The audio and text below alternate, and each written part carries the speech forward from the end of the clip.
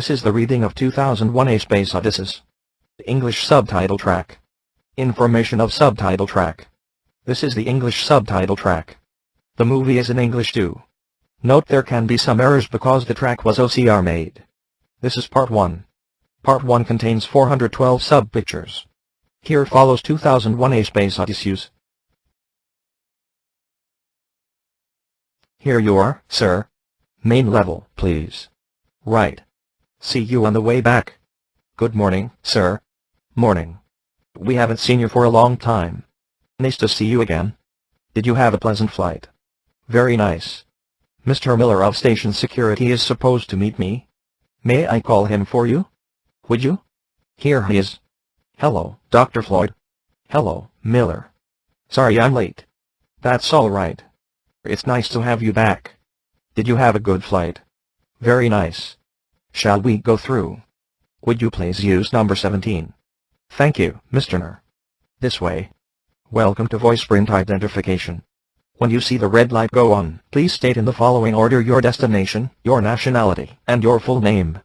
Surname first, Christian name, and initial. Moon. American. Floyd Haywood R. Thank you. You are cleared through voice print identification. Thank you. Have I got time for breakfast? I think we can manage that. How long have I got? Your flight leaves in an hour and 10 minutes. I've reserved a table for you in the Earthlight room. It's been 7 or 8 months since you were here, hasn't it? Let's see. Yeah, about 8 months. I suppose you saw the work on the new section? Coming along great, huh? Yeah, it's fine. Oh, wait. I've got to make a couple calls. I'll meet you in the restaurant. Hiya, Squirt. What are you doing? Playing. Where's Mummy? Gone to shopping. Who's taking care of you? Rachel. May I speak to Rachel, please? She's gone to the bathroom. Are you coming to my party tomorrow? I'm sorry, sweetheart, but I can't. Why not?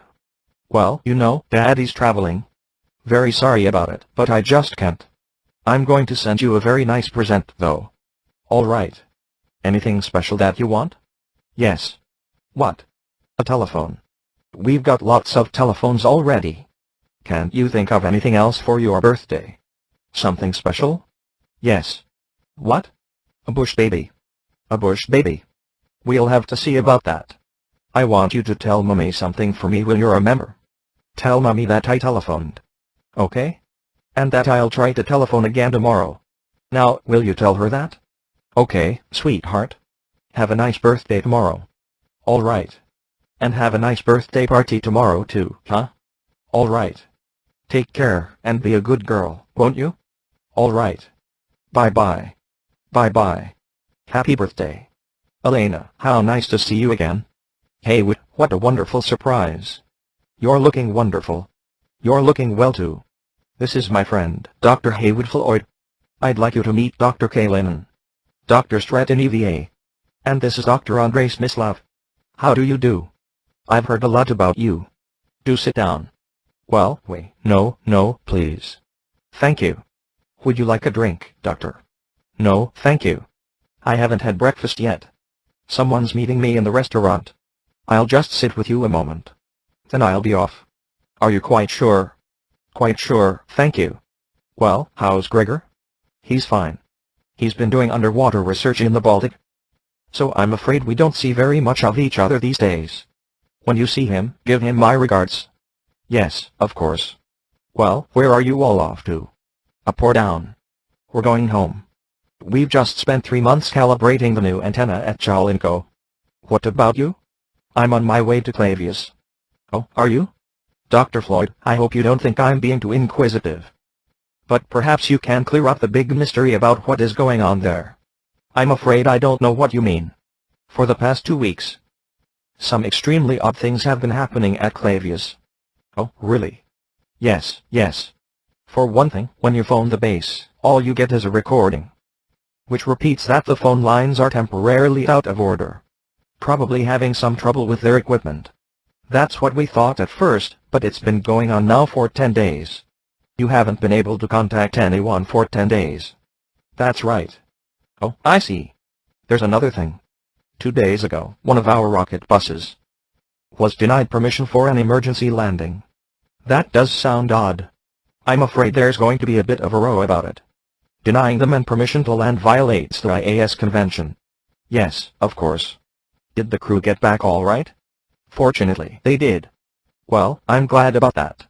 At the risk of pressing you on a point you seem reticent to discuss, may I ask you a straightforward question? Well, certainly. Frankly, we have had some very reliable intelligence reports that quite a serious epidemic has broken out at Clavius. Something, apparently, of an unknown origin. Is this, in fact, what has happened? I'm sorry, Dr. Smyslov, but I'm really not at liberty to discuss this. I understand. But this epidemic could easily spread to our base. We should be given all the facts. Yes, I know. As I said, I'm not at liberty to discuss it. Won't you change your mind about that drink? No, I'm positive. I really must be going. I hope you and your wife come to the IAC conference. I hope we can make it. If you do, bring that daring little daughter with you.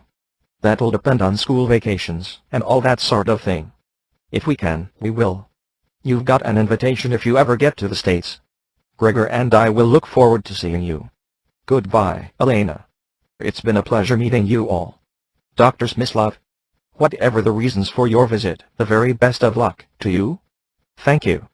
Ladies. Excuse me, Dr. Halverson. I'm through now. Thank you very much, gentlemen. You're welcome. Well, I know you will all want to join with me in welcoming our distinguished friend and colleague. From the National Council of Astronautics, Dr. Haywood Floyd. Dr. Floyd has come up specially to Clavius to be with us today. Before the briefing, he'd like to have a few words with you. Dr. Floyd? Thank you, Dr. Halverson. Hi, everybody. Nice to be back with you. First, I bring a personal message from Dr. Howell, who has asked me to convey his deep appreciation for the many sacrifices you've had to make, and, of course, his congratulations on your discovery, which may prove to be among the most significant in the history of science. Now, I know there have been some conflicting views regarding the need for complete security in this matter. More specifically, your opposition to the cover story, created to give the impression of an epidemic at the base.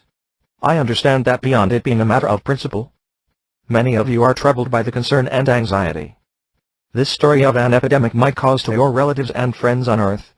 I completely sympathize with your negative views. I find this cover story personally embarrassing, myself.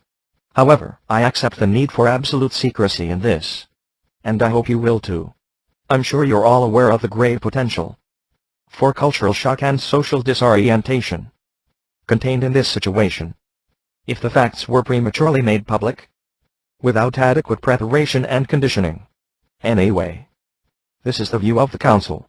The purpose of my visit is to gather additional facts and opinions on the situation, and to prepare a report to the Council, recommending when and how the news should eventually be announced. If any of you would like to give me your views and opinions in private, if you like, I will be happy to include them in my report. Well, I think that's about it. Any questions? Dr. Floyd, have you any idea how much longer this cover story will have to be maintained? I don't know, Bill. I suppose for as long as deemed necessary by the Council. There must be adequate time for a full study before any thought can be given to making a public announcement. As some of you know, the Council has requested that security oaths be obtained in writing from everyone who has knowledge of this event. Were there any more questions? I'm sure we all want to cooperate with Dr. Floyd as fully as possible. And as there are no more questions, we ought to get on with the briefing. Thank you, Dr. Floyd. Thank you. Anybody hungry? What have we got? You name it. Is this chicken? Something like that. Tastes the same, anyway. Got any ham? Ham, ham, ham. There, that's it. Look pretty good. They're getting better at it all the time. That was an excellent speech. It certainly was. I'm sure it beefed up morale a lot. Thanks, Ralph. By the way, you've both done a wonderful job. I admire how you've handled this. It's our job to do this thing the way you want it done. We're only too happy to be able to oblige. Have you seen these yet? Have a look. Here's what started the whole thing. Oh, yeah. When we found it, we thought it might be magnetic rock. But all the geological evidence was against it. And not even a nickel-iron meteorite could produce a field this intense. So we decided to have a look. We thought it was part of a buried structure. So we excavated out, but we didn't find anything else. And the evidence seems pretty conclusive that it hasn't been covered by erosion or other forces. It's been deliberately buried. Deliberately buried. How about a little coffee? Great. Good idea. I don't suppose you have any idea what the damn thing is? I wish to hell we did. The only thing we're sure of is it was buried 4 million years ago. Well, I must say, you guys have certainly come up with something. Watch this now. It's hot. Good evening. 3 weeks ago, the American spacecraft Discovery 1 left on its half-billion-mile voyage to Jupiter. This marked the first manned attempt to reach this distant planet. This afternoon, The World Tonight recorded an interview with a crew at a distance of 80 million miles from Earth. It took 7 minutes for our words to reach the giant spacecraft, but this time delay has been edited from this recording. Our reporter Martin Amer speaks to the crew. The crew of Discovery 1 consists of 5 men, and one of the latest generation of the HAL 9000 computers. 3 of the men were put aboard asleep, or to be more precise, in a state of hibernation: Dr. Charles Hunter, Dr. Jack Kimball, and Dr. Victor Kaminsky. We spoke with Mission Commander, Dr. David Bowman, and his deputy, Dr. Frank Poole. Good afternoon, gentlemen. How is everything going? Marvelous. We have no complaints. I'm glad to hear that. I'm sure the entire world joins me in wishing you a safe, successful voyage. Thanks very much. Thank you. Although hibernation has been used on previous space efforts, this is the first time men were put into hibernation before departure. Why was this done? This was done to achieve the maximum conservation of our life support capabilities, basically food and air. The 3 hibernating crew members represent the survey team. Their efforts won't be utilized until we approach Jupiter. Dr. Poole, what's it like while you're in hibernation? It's exactly like being asleep. You have no sense of time.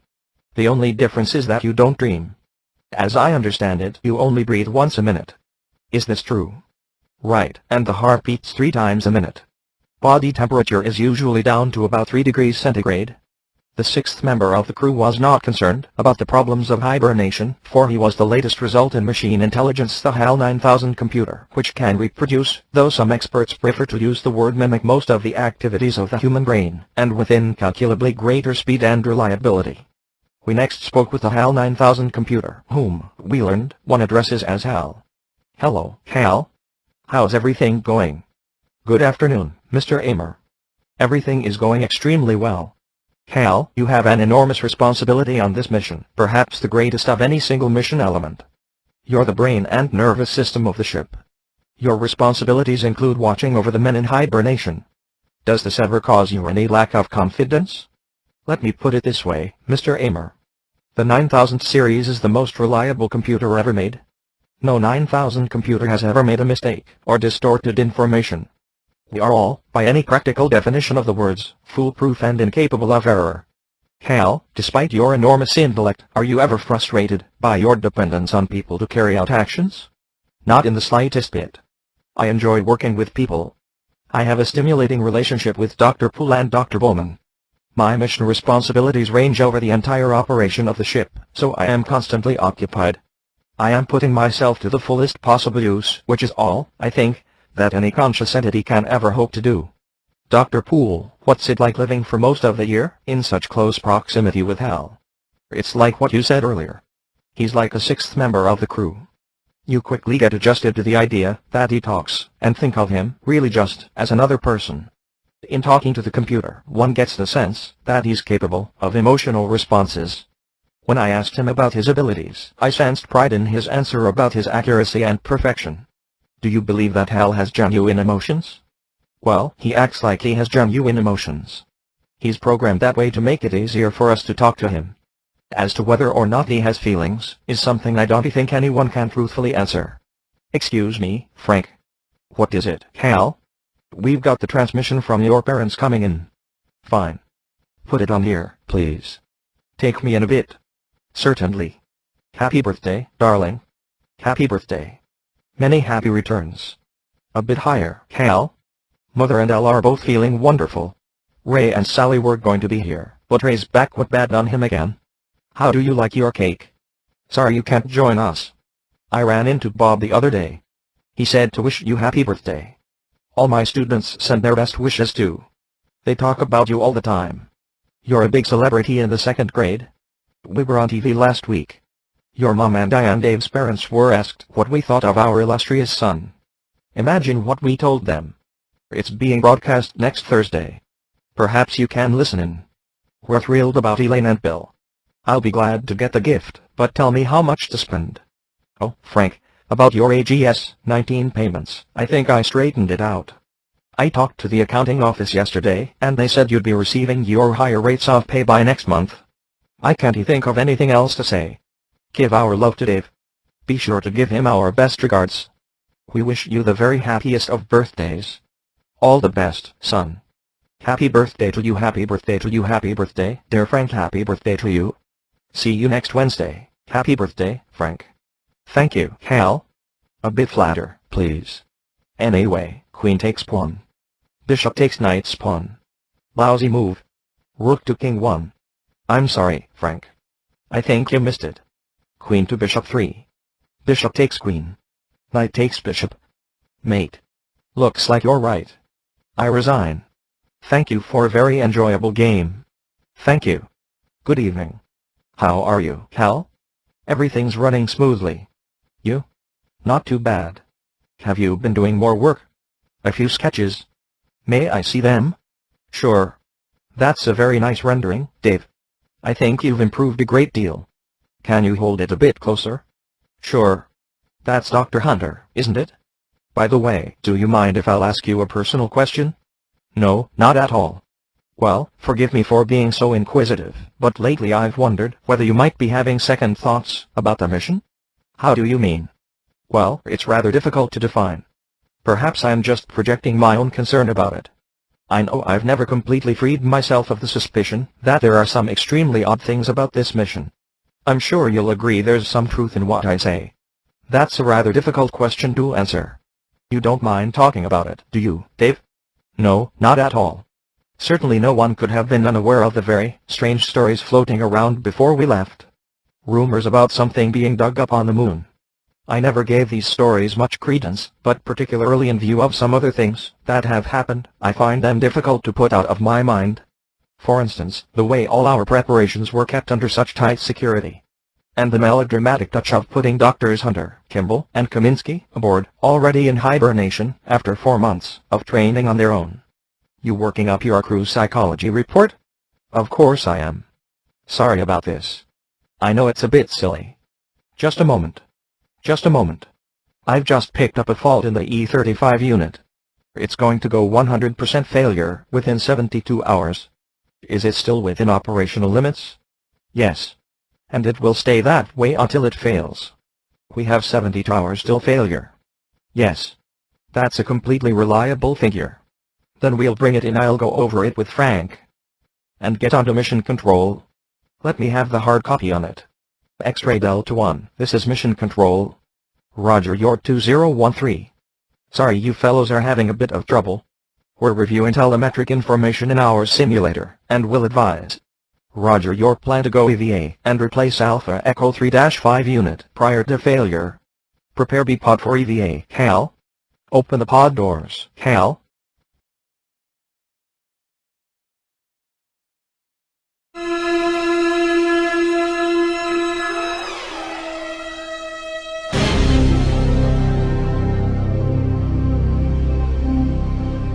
This is the reading of 2001: A Space Odyssey. Part 2. Important. Please listen to Part 1 first. Information of subtitle track. Note there can be some errors because the track was OCR made. This is Part 2. Part 2 contains 216 sub-pictures. Here continues 2001: A Space Odyssey. I'm damned if I can find anything wrong with it.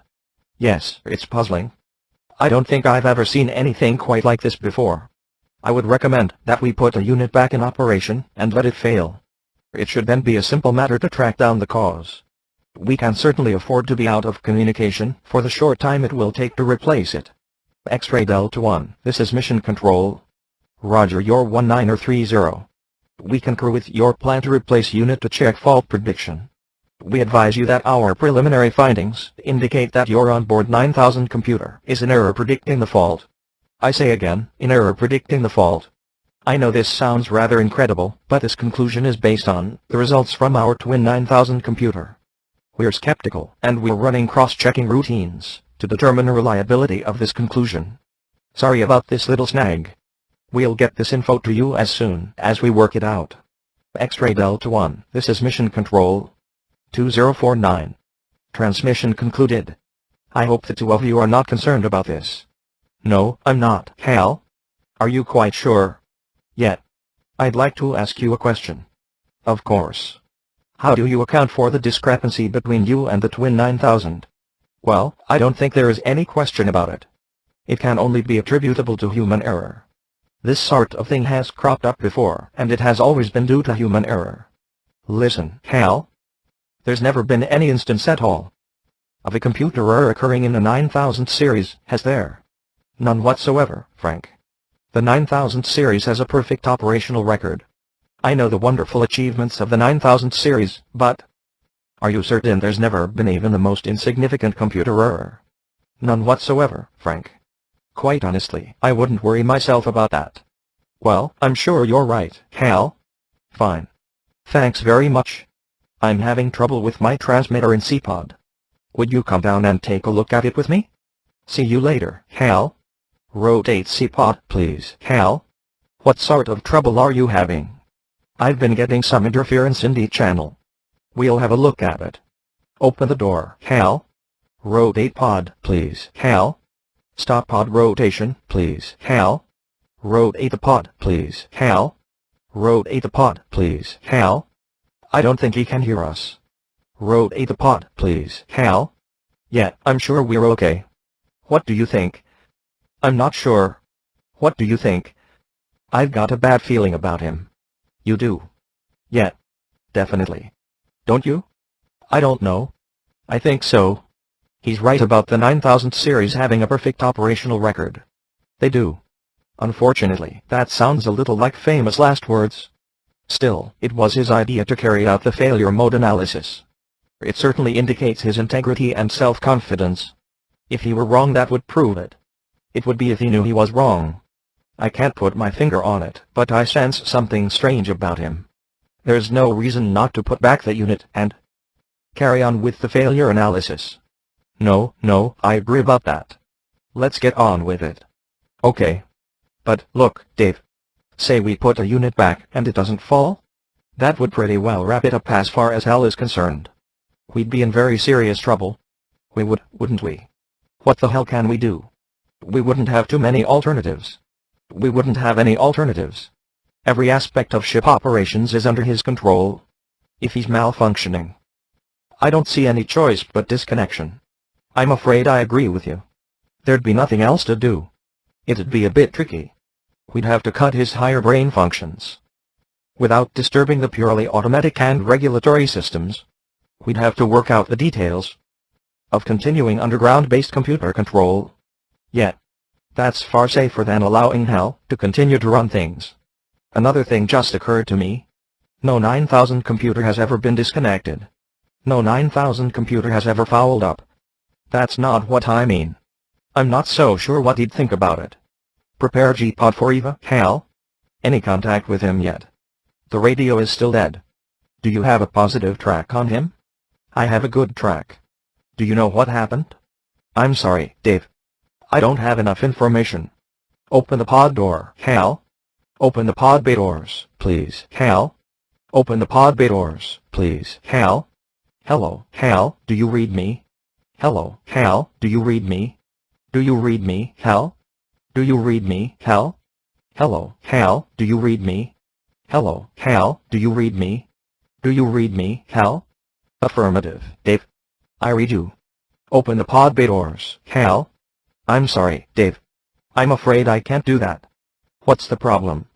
I think you know what the problem is just as well as I do. What are you talking about, Hal? This mission is too important for me to allow you to jeopardize it. I don't know what you're talking about, Hal. I know that you and Frank were planning to disconnect me, and that's something I cannot allow to happen. Where did you get that idea, Hal?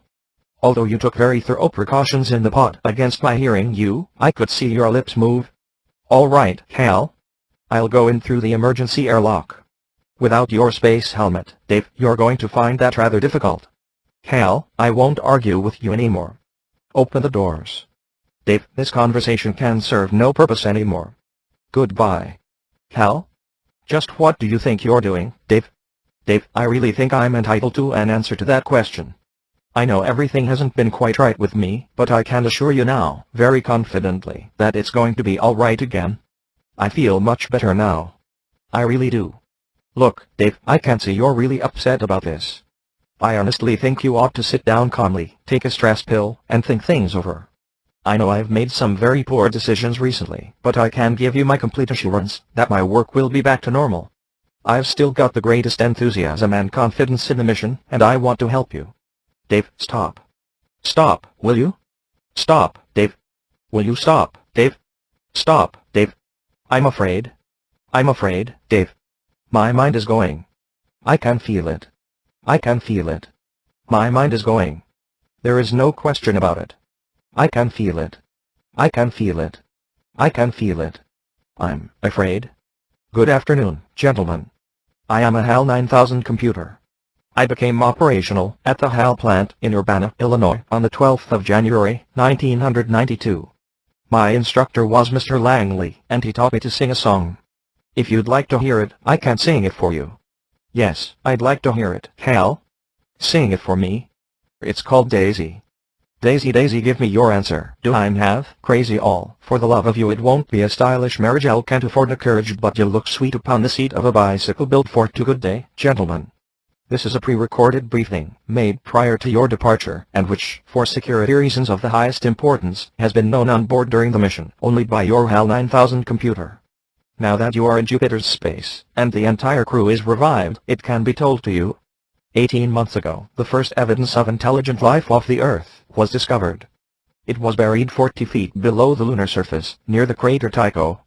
Except for a single, very powerful, radio emission aimed at Jupiter, the 4-million-year-old monolith has remained completely inert, its origin and purpose still a total mystery.